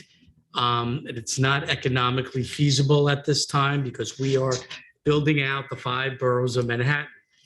I mean, it takes longer than 5 years to build out the 5 boroughs of Manhattan, but yeah, we are in dire need of fiber optics up here. But maybe this is a new strategy. We bring in, you know, and we are trying to meet with, you know, our providers, Altice and Verizon, and we'll bring them in and talk to them about our plan, our master plan, our maps. So this could be another approach because just asking them, we're trying to promote them to come in has, it's not economically feasible. You know, it's, we're not here to really to find a solution here ourselves. We need people, experts to help us, you know, do that. You know, you would think that if you were, you know, you have fiber optic services in a home, if you had a broader footprint, somebody could drive by your home and pick up the, you know, pick up the signal, and you're actually expanding your network, right? By having somebody use an access point that's at a home. But Well, I've written this down. And as we move into the next phase, I will Yeah, expand on it more in my written analysis. Okay, thank you. Well, when you talk about who they're going to build these at some point, could be Verizon, AT&T, T-Mobile, I don't know how many other providers there are. Would any of them say, hey, we got an opportunity, let us put in the fiber optic, circumvent the traditional ones that some think are dinosaurs? And that's where he was going. is that a possibility, or that's like that they're never going to get into that? Oh, no, they do provide their own fiber to their sites in a lot of locations. Okay. I was just saying that if you have areas where there is not any fiber now, if that might be a way to encourage them to come into the area quicker, then maybe that might be something to look at. But that would be a question to pose to the industry. Yeah, sure, but it's a possibility. I mean, in some cases, governments and municipalities actually financed, you know, the fiber coming into certain locations and then interconnect with facilities to expand, you know, coverage into an area that maybe, you know, a larger company may not want to do. But that opens up the whole, you know, concepts of, you know, municipalities financing network. But when it's a public safety issue, it may be something that makes some sense. Or is there, you know, there's $1.2 trillion about to be passed by Congress. And part of that is to expand broadband, whatever that means, across the United States. Maybe this would be part of that funds would be available, or maybe they were going to build it and then let the other companies or jump on it. I don't know. But Have they it's a referenced in possibility. that bill how much would be? There's something like 50 billion, Yeah. but you know, we got to see how they're going to deliver it. And and you're right, we need to see how we can get get access to some of that. But it may come through to us through the state. Right. They would. So we had somebody from the Well, planning yeah, I was board? going to say. Yeah, let's do that. Planning? Just announcing on the microphone that, anyone on board or maybe- Okay, anyone from the planning board or basically anyone else that wants to ask a question or comment, use the raise hand feature, which is on the bottom right-hand corner of your screen. While we're waiting for that, I had a question about this data, which is really great and helpful. How did you get it? Was it an analysis of the signal strength? Was it an analysis of the signal usage or signal deficiency? How did you come by the information to go ahead and map where signal strength is strong and signal strength is not? So we came out here months ago and we did an assessment of every single site that has a dot on these maps. I personally have been to every single one of these sites. And we did an assessment to determine if we could, who was on that property and the infrastructure that was there. We cataloged it. And then we build it into our mapping model. And our mapping model is what gives us all this data. And we've tested our mapping models and we've done some field testing to verify that the data matches measurements that we've taken. And so we feel pretty confident. Now, like I said, these are simulated maps. They're not an exact footprint for a provider because we don't know the exact antenna model, the power density, the beam tilt, power outage output that they're using, the throughput, the size of their coax cables. There's so much more that goes into the actual modeling for an individual service provider. But again, we're not trying to mimic their footprint to show where it is. We're really wanting to show you where it's not so you can plan for those holes. You know, Susan, not to digress for a second, but when you visited those sites, did you took inventory? Did you notice or make note about power source, uninterrupted power supply at those sites? The ability, you know, for them to. It's a good generator. Like a Yeah, generator. generators or batteries, you know, the sustainability of those sites and power outages. Those questions came up after we did the assessments. Okay. And so unfortunately, we don't have all the generator information that I think you would probably want. Okay. And I would venture to say there's probably not a lot of generators out there to get that information from. You know, we've talked to the utilities. Verizon had some at their sites, haven't maintained them when it came time to use them. They failed. So, but they are scattered, but not many things. Correct. So Paul, anyone from planning? They have not unmuted. No, if there's no hands up, I think you have to continually ask them to unmute the response here, they're not all doing right, they might just be watching again. Okay. Okay. Susan, you took the questionnaires from some of the neighboring towns you mentioned. About how many responses did you get? Hundreds or thousands or What Hundreds. percentage? hundreds? What Okay. kind of percentage is that? I will, Hit ratio? haven't, we just turned the surveys off at midnight on Tuesday. Yeah. And I was preparing to come up here today. And I haven't gotten to that point in their analysis, but I will be happy to send you the percentage once I get to that, 'Cause probably even if we early had next week. 1,000 from Selmers, there's what, 18,000 or so adults or something like that. Oh, you think about it by parcel, 7,500. But she said by email address. Mhm. So assuming each person wants, 1,000 would only be 1/18th, which is 6%. So Susan, what's been the vehicle? Emailing? And we have a code red system where we use it for emergencies, but there's another level of just general information. So, I think we're ready to launch this, Right. the Yeah. survey. So, Yeah, why not? Anthony, you Sure. can start talking to Tammy about putting out a code red e-blast. That's going to reach a little over 10,000 people. Mhm. But then, did you use snail mail at all? Each community did their own advertising, and I don't know if any of them used any snail mail. I can ask. I would think something in the local newspaper. I mean, we could have page or surveys. half page would People are be coming better. in and paying their taxes. We could have a survey here for them to pick up. Mhm. We could have, and we will publish something in the Somers Record. How long do you keep that survey out there? We recommend a minimum of 2 weeks, but not more than 3. Okay. People who want to fill it out, they'll do it pretty much right away. And we would like to go ahead and get the information as quickly as possible so that we can move on to the next phase of the project. And this isn't actually part of the project. Cityscape added this because we thought it would be a great tool to add to the project. And so it's optional whether or not you want to do it. But I think it's a great tool because I think it involves the community at a level to where they feel like they can participate. Yeah, I think, Yeah, I we'll do think it. it's a great idea.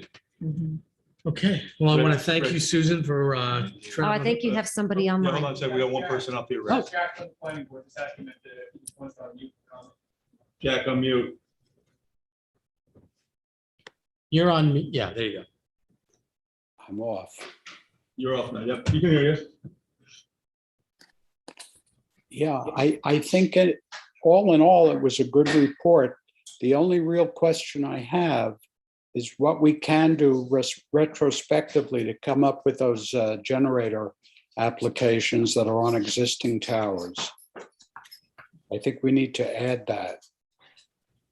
That would need to be in a code, and I would have to check and see with your attorney, can you retrofit, can you make code retrofit existing sites?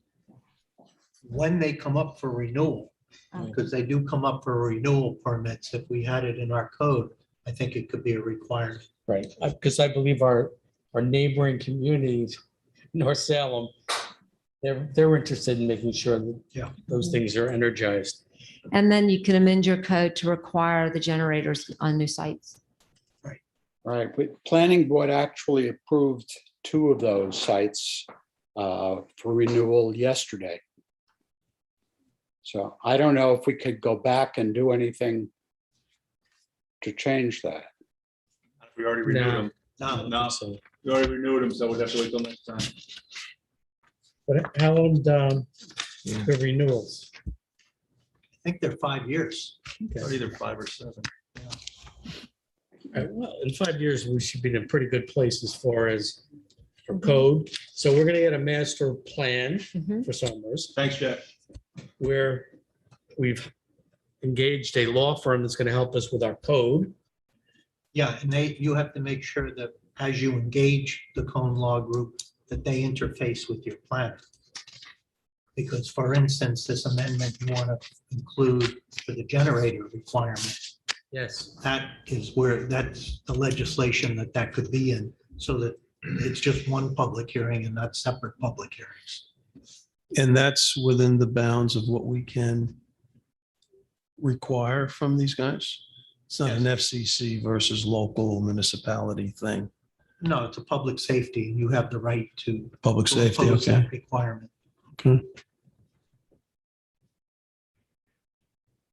Okay. Well, Susan, I want to once again thank you for gracing us with your presence, and your presentation, as always, was very interesting and informative. And yeah, we'll probably launch this early next week. Okay. Let me know if you want to make any changes to it, or if you want to Okay, use if it as anybody, is, yeah, or be if we can ready think to of go. another question. In other words, you're saying we want to put another question in there to get feedback. Mhm. We can still make those changes, and if you want to ask something about the sites that is more specific to Somers, we can certainly do that. Okay, very good. All right, thank you very That much. was a great presentation. Thank you very much. Thanks for coming. All right.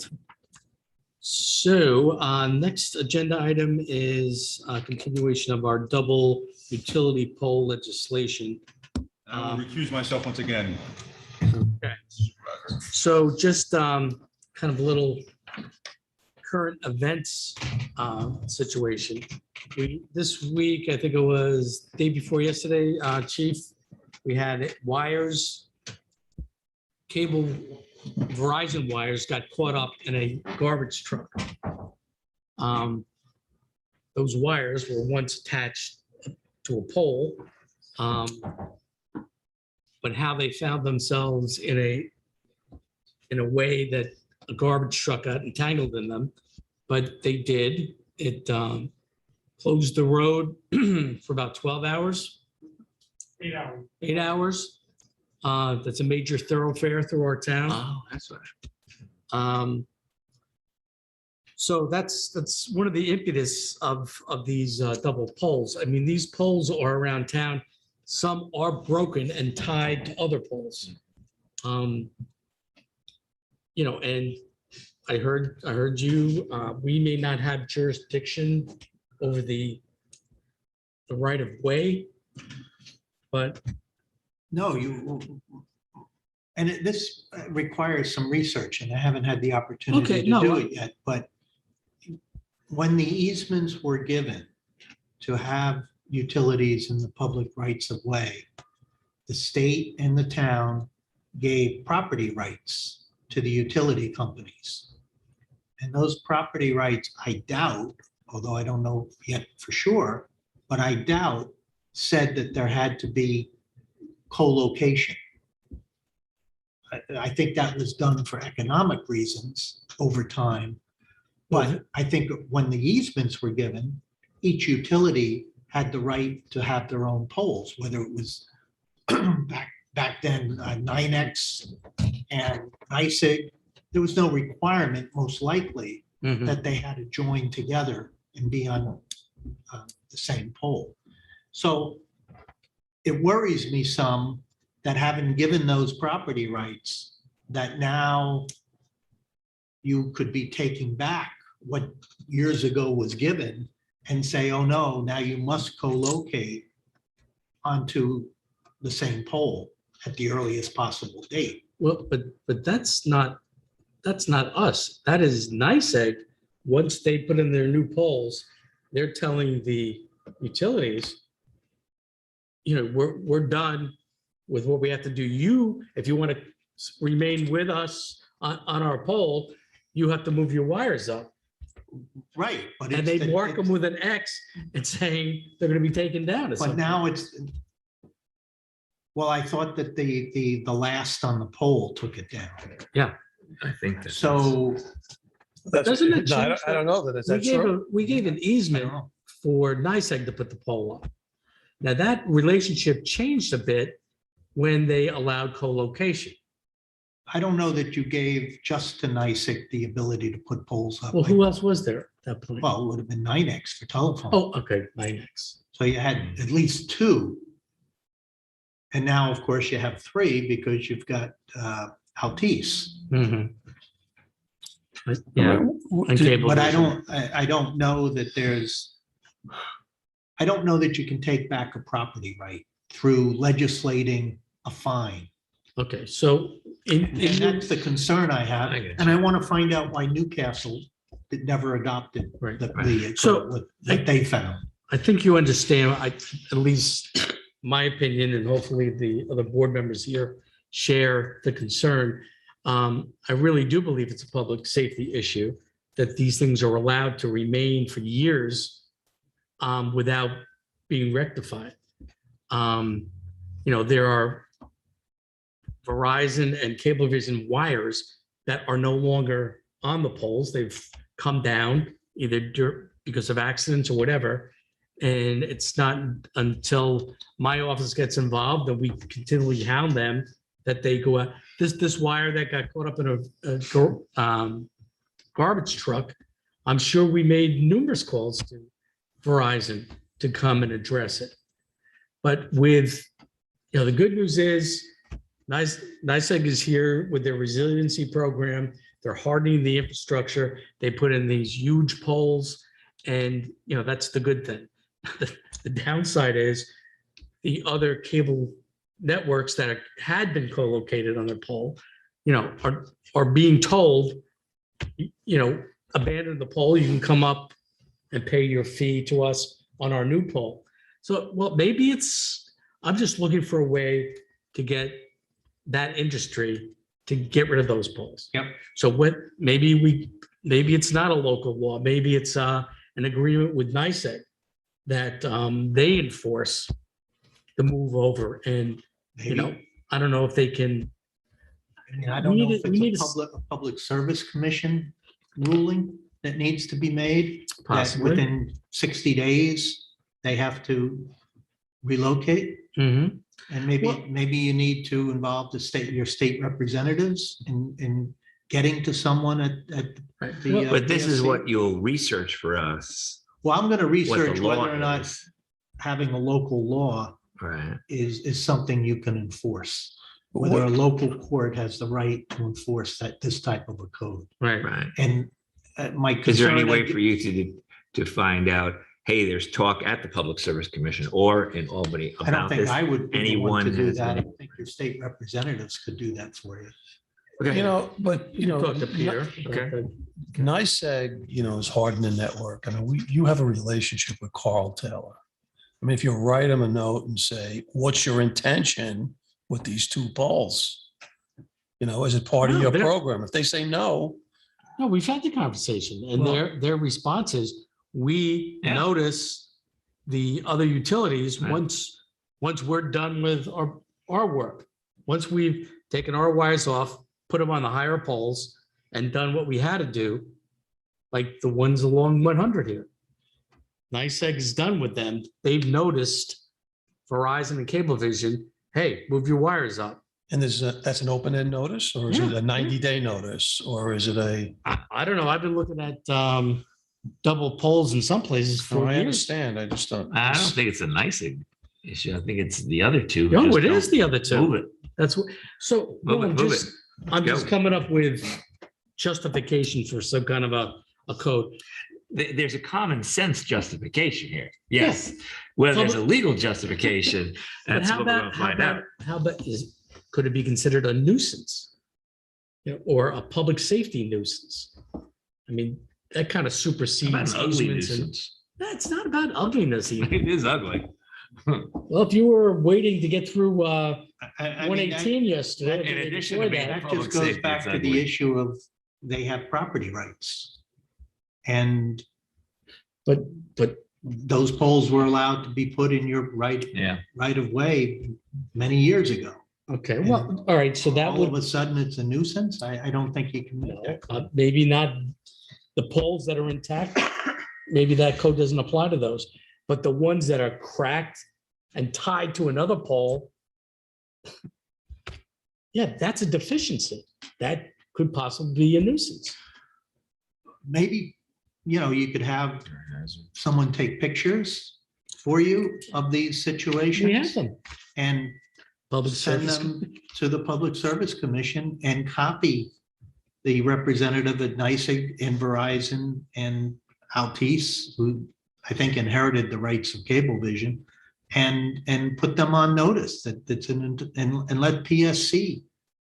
The PSC's got the power to find them. I'm just not confident that Yeah, we're I gonna get you. find that the town, this is an area where the town has not been. All right, well, let's see why, Well, that's the question, you know, right? they didn't move forward with this. You know, I see. He wants a cudgel. see the- It's just ironic that everyone talks about, getting rid of poles, putting everything underground, making it safer. And what we're doing is increasing the number of poles, not decreasing it. And so that's why it's a common sense issue, but whether there's a legal standing to accomplish that is, Well, that's we'll what, find out. we don't refer easy things to roll in. No, We have to What's challenge easy, him. we'll do it. I will, Yeah. I You do will the hard find stuff. out some answers and report back. All right, so once again, we'll carry this on as an agenda item. Okay, cool. Okay, number 4, authorize the supervisor to execute the Justice Court Assistance Program grant in the 2021-22 grant cycle, not to exceed $30,000 for the Somers Justice Court per memo from Barbara Lloyd, Court Clerk, dated September 3rd. So this is our annual grant. I'll make a motion to authorize supervisor to execute the application. Second. All in favor? Aye. Aye. Aye. So moved. And then 5, right? Okay, I have an add-on. This is another grant. This is our TAP grant, which we put in for this before. This is a grant which would provide up to $5 million to run sidewalks from Somers Middle School up to Primrose Elementary School. And we are getting some support letters, or requested some support letters from the school, possibly a school board, PTA. And this would be, once again, the town would have a 20% match And one of the questions I think Councilman Sirico came up with was, is there any possibility of in-kind contribution? And I'm sure there might be. Our 20% contribution to this $5 million grant would be $1 million.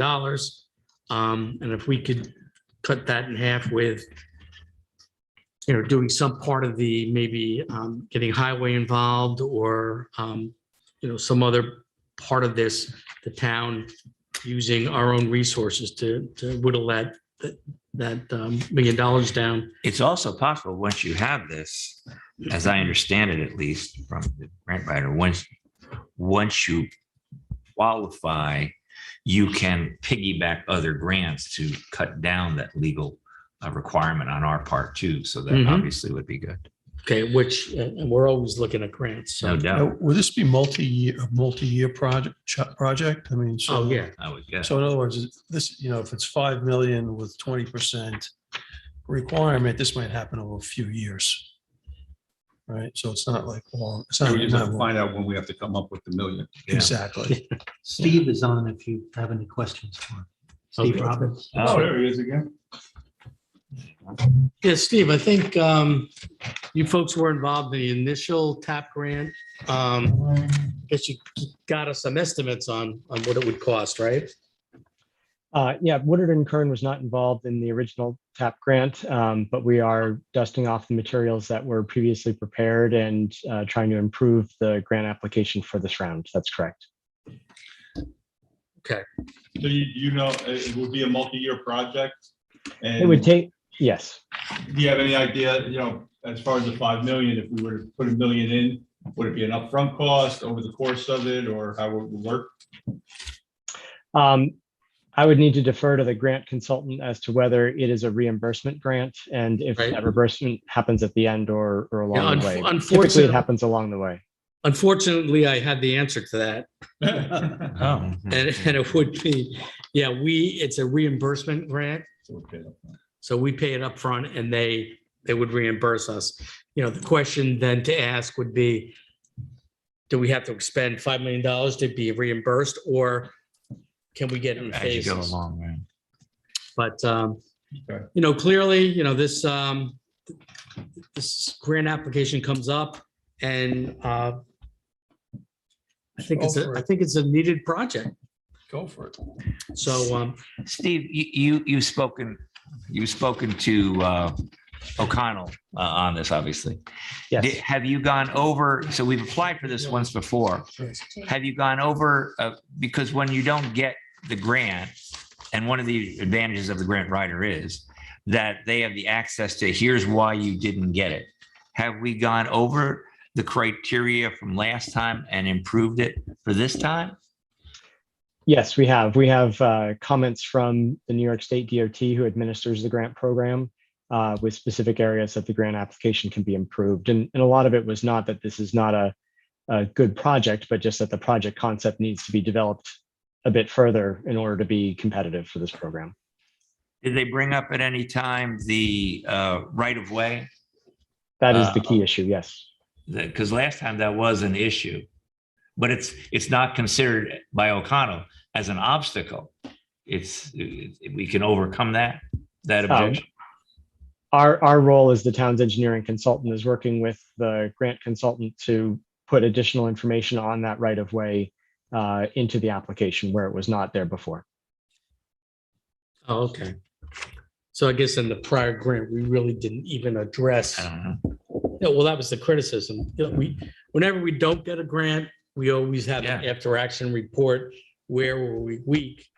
And they thought this was a pretty far reaching project, but I think the fact that we're going back for it, we justified really the need for it. And the issue was, we hadn't addressed at all the right of way issue. And I think It had to be done quickly last time. I know that. And that may exactly have Right. been what happened. so, All hopefully right. This would be great. Yeah, no, It'd it be would be. great. 100% behind it. Okay, so I'm going to make a motion to proceed with authorize the supervisor to execute the TAP sidewalk grant application not to exceed $5 million. Second. All in favor? Aye. Aye, so moved. Thank you. Thank you. Thank you, Steve. Steve, have a good one, bud. You too.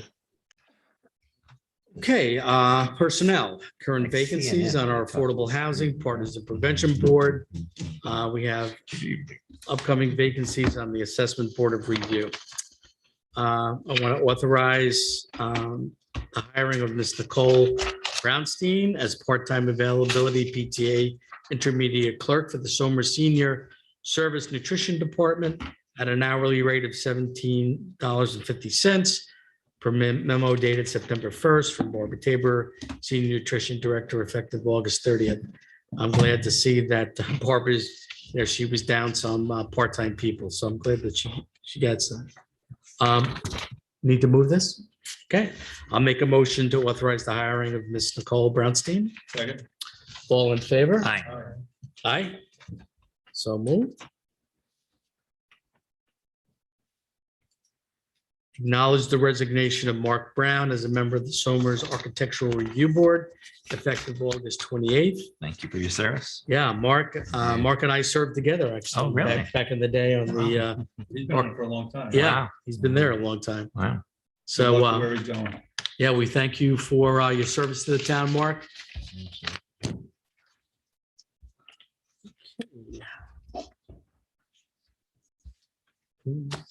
Yeah, I just wanted to take that. Yeah, out. yeah. Okay. So we have a consensus agenda, 1 through 8. We're going to have some discussion on, I just want to Number remove that 8. from the consensus. Is that what you call okay, then let's make it 1 through 7? under personnel. Yeah, I thought we had said that last time. Just remove 8 and have the discussion now before you adopt Adopt the- consensus. Okay, so number 8. This is up for discussion, not on consensus. In an effort to retain talented professional staff and based on current salary surveys, the secretary to the town supervisor, secretary to the town superintendent of highways, receiver of taxes, senior nutrition director, and executive assistant to the supervisor, and HR director. We did surveys of neighboring municipalities. Town board approved the following salary adjustments. A through D, secretary to the town superintendent of highways. We agreed on an adjusted salary of $66,000 retro to January 1st, 2021. That was a discussion that we had in 2020 and really didn't act on. So that's why we're going retroactive to 2021. Receiver of taxes, annual salary adjustment to $85,000 effective August 1. Senior nutrition director, annual salary adjustment to $95,000 effective August 1st. And executive assistant to the supervisor / HR, annual salary adjustment to $90,000 effective August 1st. So I'll make a motion to approve those adjustments. Any discussion? I'll second. Okay, all in favor? Aye. Aye. Any- Any opposed? Okay, we all in agreement? Yes. Any opposed? I'm going to abstain from that. Okay, so one abstention. Okay, so I'll make a motion to approve. It's all passed. Okay, so moved. Now just let's do the consensus. And back to our consensus agenda, items 1 through 7. If any questions or issues with any of those items. Okay, I'll make a motion to accept consensus agenda items 1 through 7. I'll second. All in favor? Aye. Aye, so moved.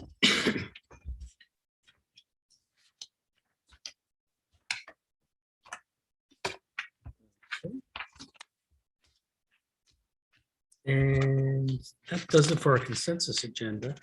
I do want to just bring up, a situation that we are dealing with, and Roland has been working with the building department on. And it's been the temporary rental of properties in town. As you all know, we had a situation where a property in a residential neighborhood was being advertised online for an adult swim party. And it advertised there'd be bands and music and videographers, and buses would be available for people to come from the city to the town of Somers, and then they would be bussed over to the location. And, clearly that was not the intended use of a property within a residential area. So we did put a stop to that. Another situation has been brought to our attention where there are a couple of properties in a residential area that are being used for day rentals, weekly rentals. And the complaint from the residents has been, increased traffic, different cars in the neighborhood, transient people coming in and out of the neighborhood. So, I asked Roland to take a look at, clearly these are businesses being run out of these properties, which is not allowed in a residential area. But how can we prohibit those actions? So once again, I don't give the easy things to Roland, I give him the hard things. So if you could give us an update on how we're dealing with the Airbnb issue. Well, what we have recommended to the building inspector is that he immediately issue summonses. I don't know if that has been done.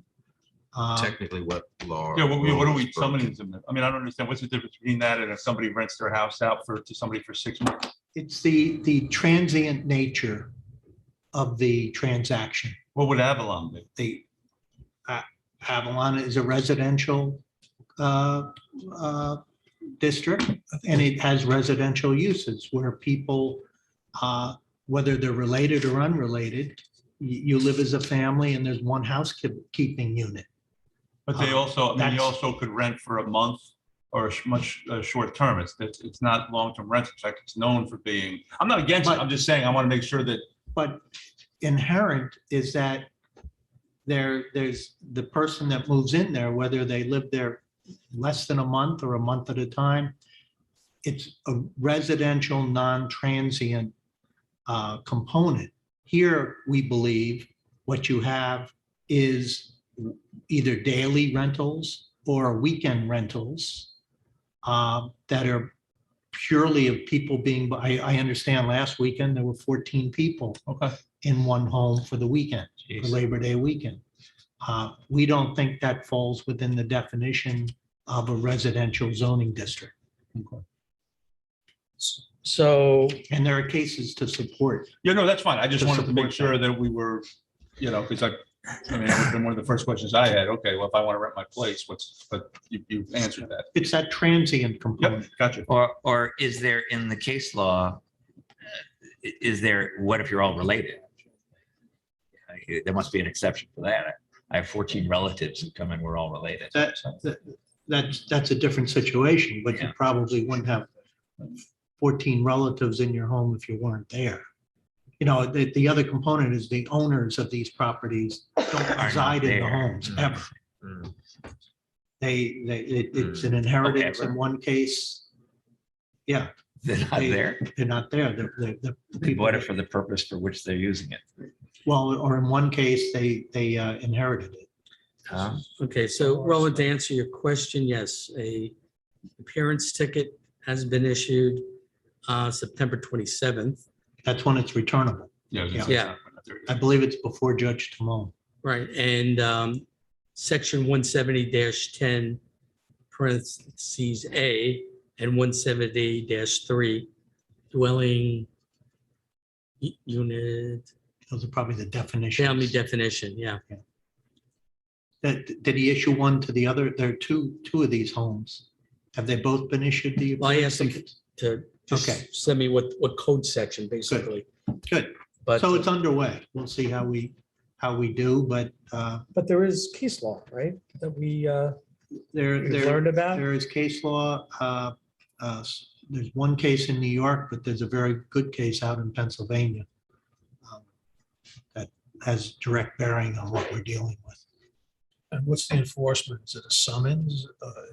Well, that's what's been issued, the summons. It's a summons, So the owner is summoned in front of the, So there would be fines, financial. and if they were to pay the fine and continue, then there could be daily tickets issued, and then the fines become larger, and it becomes uneconomical to fight it.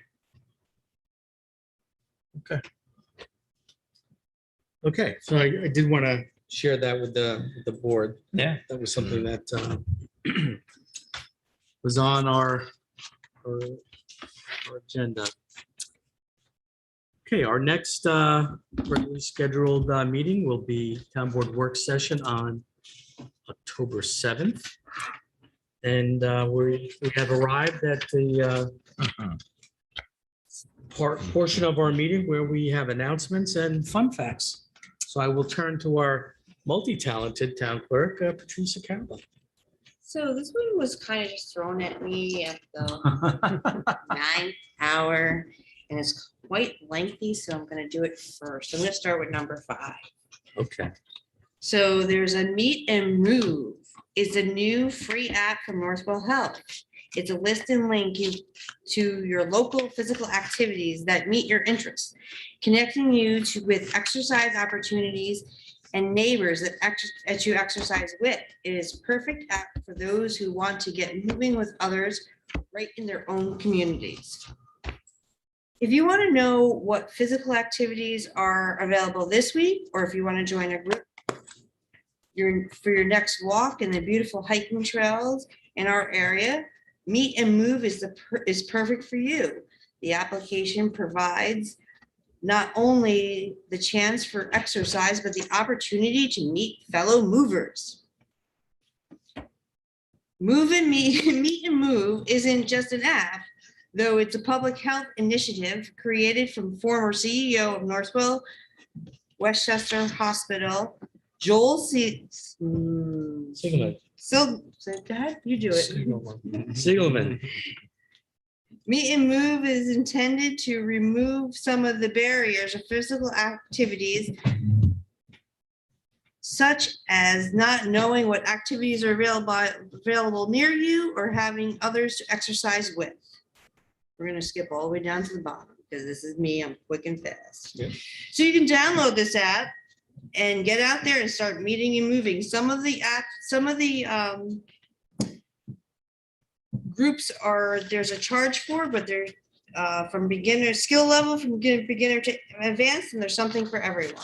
Yeah, and just a comment on that. You So want to do the other 3 paragraphs? Whoa. let me just put it this way, that will be on our website. There'll be a link. You can download the app and get the information. But this was a project of Joel's. He was the executive director at Northern Westchester Hospital. And when he left that position, he took this up full time, and he's been working on it for quite some time. And basically, it's information about all the resources in our area: Pound Ridge, Anglefly Preserve, FDR Park, where you can, hike, bike, any type of physical activity. There are so many wonderful activities in our local parks, preservation, fitness centers, even libraries and senior centers that people are not aware of.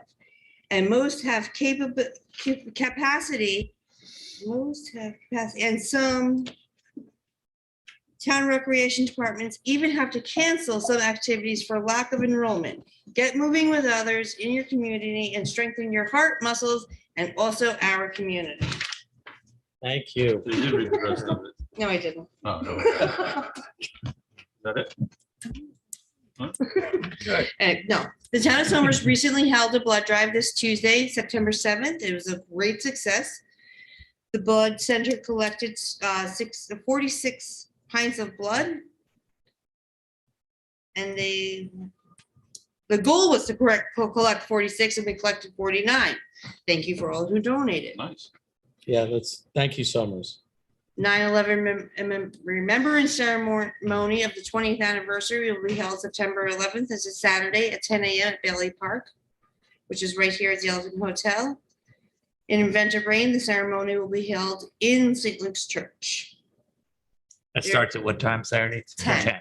10 a.m. There's a 5K trail run supported by the Somers Library that is going to be on Sunday, September 12th. Reese Park parking lot, 9:30 a.m. for the 5K trail run, 10:30 a.m. for the 1K fun run. T-shirts will be awarded to the top 3 finishers in age and gender groups. Registration in person on the day of the race, or pre-register online. You can go to the library for that link. The Town of Somers Big Bang Fireworks Celebration is coming next Saturday, September 18th, 5 to 9, Reese Park. Famous Lions Club barbecue, live music provided by the Throwback. Thrown together gang. Thrown Together Band. And And there's a rain date of September 19th. September, Sunday, September 19th. Oh, 19th. Should be a nice day, though. Let's hope. Fun facts of the day. Please. In 1904, the mounted police were used for the first time in New York City.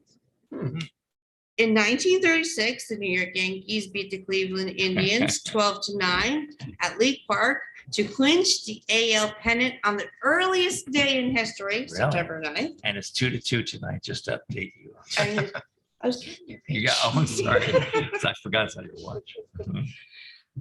Okay.